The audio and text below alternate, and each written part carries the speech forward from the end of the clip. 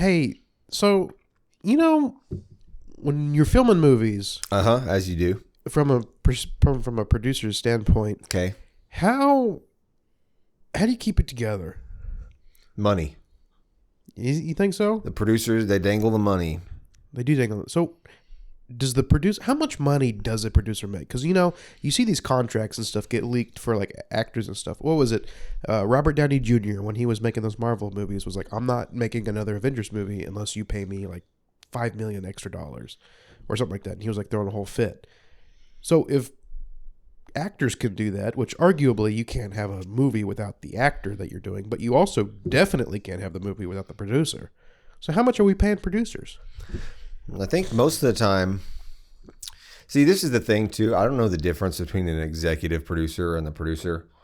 Right. Like in terms of just, I think the executive producer is like, so if I had to guess based on the etymology there, I'd say they're executive.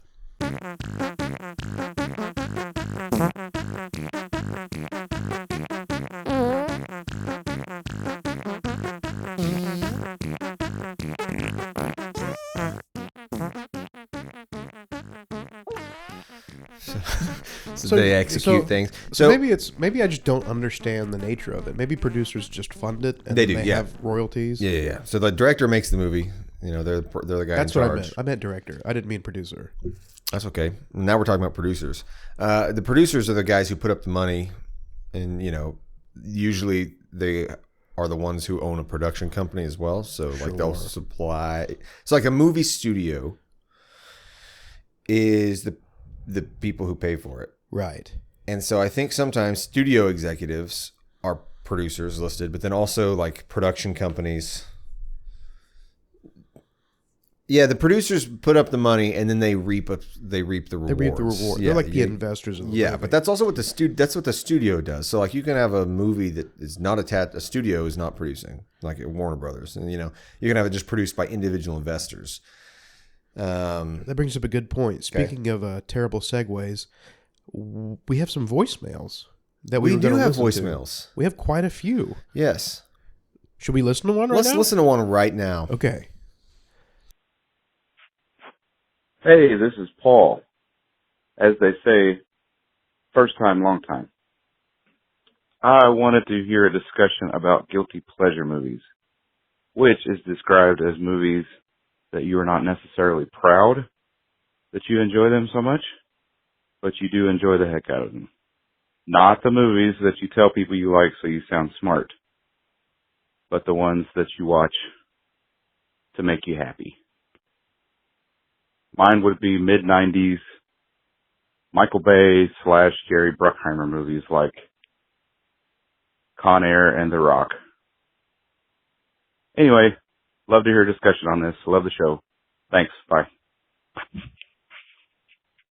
Guilty Hey. Oh, go ahead. pleasure movies. Paul, thanks for calling. No kidding. That voicemail is from like 2 years ago, and we're finally responding to it. But we're going through them. We're good. We're doing this to prove that we're not ignoring you. We don't ignore any message. We listen to every single one of them. In fact, we have messages older than that we're still going to respond to. Maybe. So, what's funny though is like some of them they called in, and I bet they left a voicemail and then listened to the next few episodes, hoping Right. Then we never did, and they probably don't listen anymore. But we now, lose listeners all the we're time. Absolutely going to still respond, and they're going to have no idea. Yeah, exactly. Shout out Maggie Reeser. Yeah. Well, we did Barbie Fairytopia, didn't we? No. We've mentioned it a few times on the podcast. But I don't think we played her voicemail on the show. Oh, well, Maggie, thanks for listening always. I'm sure you're one of our more I don't faithful think listeners. she has ever listened. She has never listened? I doubt it. Well, this one's for you, Maggie. This is for Maggie. This episode goes out to Maggie, even though we're responding to Paul, who we love. Okay, so guilty pleasure movies. Hold on. I'm going to pull up my Letterboxd account right now, and we're going to talk about something. I've got one. Go for it. Let's talk about it. So most of my guilty pleasure movies, so Paul specified in his voicemail that it shouldn't be something to sound smart. And trust me, Paul, I don't think I've watched any movie to make me feel smarter. Good point. But I think most of my guilty pleasure would be like animated, because it's like it doesn't seem like to be the mature option. It seems to be like something fun. But there is one live action movie that is my guilty pleasure because it cracks me up so much every time is Kung Fury. And speaking of Kung Fury, here's a voicemail. Hi there. I feel really not qualified to give any kind of recommendation, but I saw a movie a few years ago, a short film, that changed the way that I think I see the rest of the world from that time. So that movie is called Kung Fury, and I'd love for the not qualified group to discuss this movie and give some critical insight. Thanks so much. So my first experience with this movie was actually at Joseph's house back when we were in middle school. Shout out Joseph. Yeah, shout out Joseph. We were. This was back when you used to stay over at stay the night at your friends' houses back in the day before you could drive, and you had to like beg your mom to drop you off places.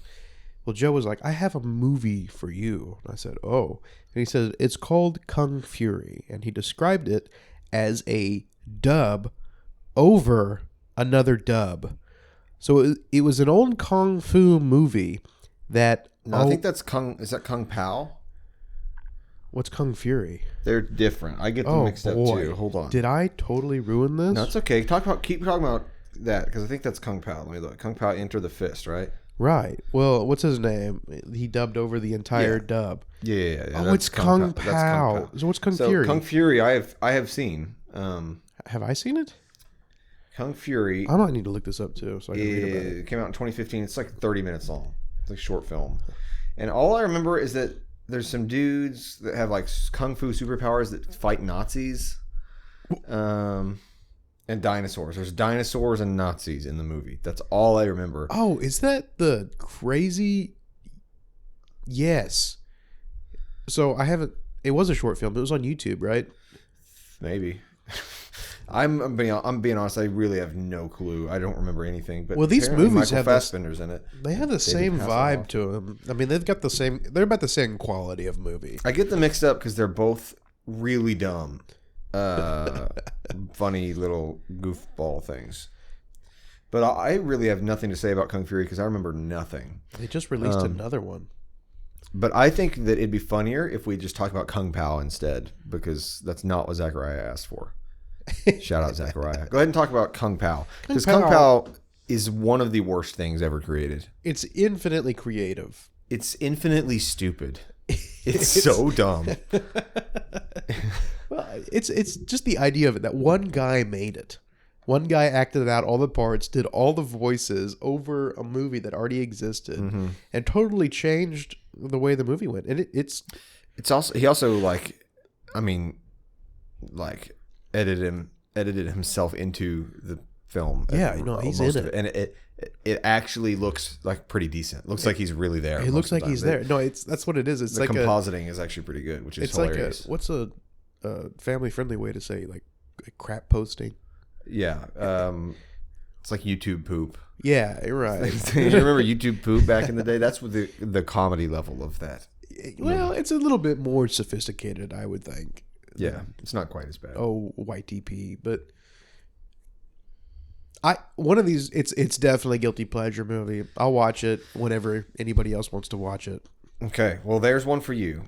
For my guilty pleasure movie, I'm gonna mention a couple things. So, like, first of all, I feel like a lot of there's movies that fall into the guilty pleasure category that I don't actually think should for me. What I mean is I'm not ashamed of them. Sure. So like they just are critically not hot, like right. So classic example of 3 movies that all go together in my head because they are similar vibes. They're action adventure knockoff Indiana Jones movies from the early 2000s that I watched over and over on DVD, and they're all critically trashed and they're all fantastic. The best of the 3 is the Mummy with Brendan Fraser. That's a guilty pleasure movie? No, I'm saying it shouldn't be, but I'm saying it's got terrible. I mean, it's like not critically acclaimed whatsoever. Sure. It's seen as a bad movie by critics, but everybody you talk to loves it. So it's not guilty pleasure in the fact I'm not ashamed of it. And the same goes for these other 2. Sahara with Matthew McConaughey. That's the one where they try to find like the battleship. It's so dumb. Yeah, they find the Civil War ironclad that sailed across the Atlantic and ended up in the Sahara Desert. It's full of Confederate gold. Oh yeah, but then they're also involved in like an African Civil War That was a confusing movie. Yeah, yeah. There's like 3 plots going on, and then there's this Bond villain at the end who literally has like a, I don't know, and Go watch it. It's good. and then National Treasure, of course. Oh, those fantastic. are fantastic Right. movies. I think any Nicolas Cage movie can be a guilty pleasure movie, except for The Unbearable Weight of Massive Talent. Still haven't It's seen too it. self-aware. It's good. It's good. So here's the thing: Okay. an actual guilty pleasure movie of mine Yeah. that I am absolutely ashamed of, but I Okay. get genuine pleasure from, is we've done an episode on it on this show. Oh. It was early on, and that's Jingle All the Way. Jingle All the Way with Arnold Schwarzenegger. Terrible, terrible movie. Absolutely one of the stupidest, worst movies ever made, and I love it. I genuinely love it. Well, it's an entertaining movie. It's not bad. Oh, it's bad, but it, but in a good way. You know what I'm saying? I'm trying to think of another one that I have, like another genuinely like I don't want. Well, if there's a movie I watch that I don't want anybody else to know I've seen it, I probably won't say it because those are the ones coming to This my is a public podcast. to the front yeah. of my brain. Yeah, I don't want to dox myself. And that's almost different than like guilty pleasure. Like you think you're going to look stupid is different from guilty pleasure in the sense that like I should not have watched that. Like I'm what was looking- that one? Like when I was like 16, I watched Spring Breakers with Selena Gomez, and I had to turn it off because I was like, "Oh, this is so bad." I remember that movie. I remember when they were advertising the crap out of it, and she was like fresh out of her, like she had been Disney Channel star. Yeah, and she this was like her breaking first adult those thing. Disney chains or whatever. She's like, "I'm an adult now. Yeah, I'm gonna make the most raunchy movie yeah, you can." It's not like raunchy comedy. It was just like gross. and just bad probably too. Yeah, no, the production wasn't great, Mm-hmm. but I haven't seen it, but because I'm not a degenerate like you. oh, here's another one. It's not that bad of a movie. It's kind of more funny. James Marsden, Sex Drive. I've not seen it. It's a guilty pleasure movie. It's really funny. The guy, basically, what happens is he's like, man, I can't like do the deed. So he found somebody on the internet 400 miles away that they're like, yeah, we should meet up and see where things go. So he steals his brother James Marsden's car, and which is like a super nice. I think it's like a 65 Chevrolet SS, like just crazy nice car. And they take it on a cross country road trip, and it's just like full of shenanigans, and it's actually really fun. It's a really funny movie. It's probably not family friendly, but I'm trying to find. I'm looking at my list right now, and I'm like, it's so tough to think of guilty pleasure movies because most of them, it's going to be stuff that I liked as a kid because I didn't know better, and I just hung on to, and and I'm like, man, that's a great movie, and then you go back and revisit, you're like, it's actually not great, but it's still not embarrassing, like there's not. It's tough to find genuinely embarrassing. I think that movies. one's more embarrassing for me than anything. Yeah. That I actually enjoyed it. I A guess lot of- another one is like Valerian. That's a guilty pleasure movie That- because no one liked it. Nobody liked that. I thought it was great. You should feel guilty. It's funny. Like, I guess you could put a lot of B movies in this category because I love B movies. Right. And it's like Bubba Hotep with Bruce Campbell. Yeah. I guess that'd be one. But I genuinely love that movie. It's so stupid. If for anybody out there who doesn't know the premise of Bubba Hotep, Bruce Campbell plays Elvis as an elderly Elvis in a nursing home who like the idea is that Elvis didn't really die. He faked his death, which was the old conspiracy. And he actually is just living out his days in a retirement home. So he's like an ancient Elvis with a walker in this retirement home. And then he has other friends in the retirement home. One of them thinks he's JFK, even though he's black. And he also thinks that he didn't really die. Anyway, and then somebody looses a curse on this retirement home and raises a mummy from the dead. So there's a ancient evil mummy on the loose, and Elvis has to fight it. Goodness. It's the dumbest movie ever, and I love it. So Who's the guy with the mustache? He does like the Ford commercials. He's in Parks and Rec as like other Ron. oh yeah. You're talking about Is it Sam? Sam. I'm blanking on his name. He's super famous. Sam.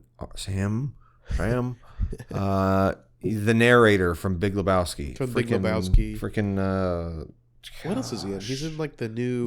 He's in the Golden Compass movie. Why am I blanking on his name? I know him. I literally know him. Okay, hold up. Sam Elliott. Sam Elliott.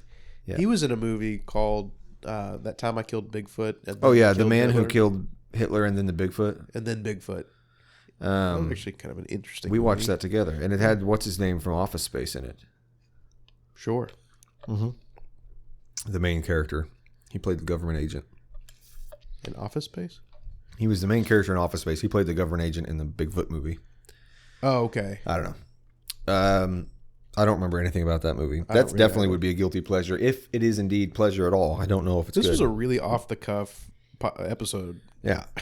Not qualified. You know what? This wasn't really rehearsed. You know what isn't? Do we ever rehearse? No, we don't ever rehearse. Yeah, you got your lines wrong. Do you know what isn't off the cuff? Huh. If someone were to call and leave a voicemail for us to respond to, like these two kind souls did, Yeah. what number would they call? I don't know. 918 918 268 268 6337. 6337. And in that order. So double every number. Yeah, exactly. Yeah. It's not- They would call that. They also, if they were wanting to really do a good deed, they would leave us a 5-star Apple Podcast review or Spotify review. This is not a 5-star episode. All right. Give us 4 stars for This this is a one. 3-star at No, best. don't. Come on. I mean, It's in the name. We're not living. I guess we are delivering. We're not qualified. Yep. But it is, I don't think that's an excuse to be. The joke not about the prepared. joke I think the joke on them is that we actually are extremely qualified and we're just hiding it. Oh, that's all it. this Yeah. time. We actually make really good money doing other podcasts. Mm-hmm. We're writing for other podcasts. Ghostwriting for Yeah, podcasts. we're just Yeah. like, man, we need to do this ourselves. Yeah. And we've seen wild success in this podcast. I mean, we have listeners in Australia. This is like a Paul Williams solo album. Yeah. You know, where it's like he writes so many famous songs for like the Carpenters and other bands that everybody loves, and then he releases them himself, and everyone's like, "Are you covering this? Like, this, what is No, this?" I wrote this song. And they're like, "No, you didn't. This is a Carpenter song." Didn't he continue to write? Doesn't he still write stuff today? I think, yeah. He wrote for Daft Punk and like all sorts like of crazy people. famous bands. Yeah. That's what we need to do. We need All to right. have somebody come in and write an episode for our podcast. Daft Punk, if you're listening, come write our podcast episode. Wait, I'm confused. What's the plan? No, that's it. Okay. It'll be in French, but It'll be in French robot sounds. La donna mangia la mela. Do you actually know French? Do you remember from high school? L'uomo mangia la donna, huh? Oui, oui. Say thanks for listening in French. Gracias, Muchacho. mucho gusto. Mucho gusto. Me gusta. Remember me gusta memes? Ooh, On a scale of 1 to 100, 1 being the funniest meme you've ever seen and 100 being the worst, so this is the not qualified scale, where would you rank me gusta memes? 1 is the best. boy, I need to even like almost see an image. Yeah, it's the I'll pull it up for you for our listeners. Yeah, I'll describe Show it. the visual really quick. Me gusta meme. Me gusta, man. I don't even think about this crap. This anymore. guy with the eyes, and he just said me gusta. Man, not funny at all. I never liked the Rage comics. Yeah, Like, I don't even know what that means. it means me like. Oh, well, that would probably be better. But no, like I think it just translates to I like that or whatever. 2012 and like to 2015 memes. That was when the internet was reaching like this stagnant before the explosion of like meme culture. Mm-hmm. It was just all Rage comics and like Facebook memes and like cat photos. Yeah, it was the purgatory between Gangnam Style and Trump. Like Right. those 4 years, it was the dead years. And then now you can't even have something like that's famous for more than 24 hours. You know, I wonder how that's impacted movies today because, you know, you used to be able to release a movie and that's all anybody talked about forever. And also, when you missed a movie at the theater, It was a big deal. you had to wait like 5 years before it came out to VHS. Uh-huh. Like if you missed Star Wars in the 70s, Uh-huh. dude, that was it for you. I know. You had to wait till it came out on Laserdisc. Mm-hmm. And then if your dad wanted to spend $40,000 on a Laserdisc player, That was the only way you could watch it. Mm-hmm. Man, those times really sucked. You know, you always look back on that. You're like, man, I miss those times. I don't. What the heck were they doing all the time? Drinking cheap beer and fixing cars? That sounds terrible. I don't know. That sounds like the life. Chasing women because you had nothing better to do? Like Well, going swimming with your shirts off and everyone was skinny and fit? everyone? I'm sure. Who is the opera singer who has the same birthday as me? He wasn't skinny and fit. I'm sure he was. He was an opera singer. He was fat. You had to be fat to be an Those opera are just singer. your lungs. He just had really Well. buff lungs. Okay, It goes into your stomach. I suppose. That's how they That get those makes loud sense. notes. They don't have microphones at the opera. They might. It depends on the opera if it's good or not. Mm. This is unhinged. See you next week.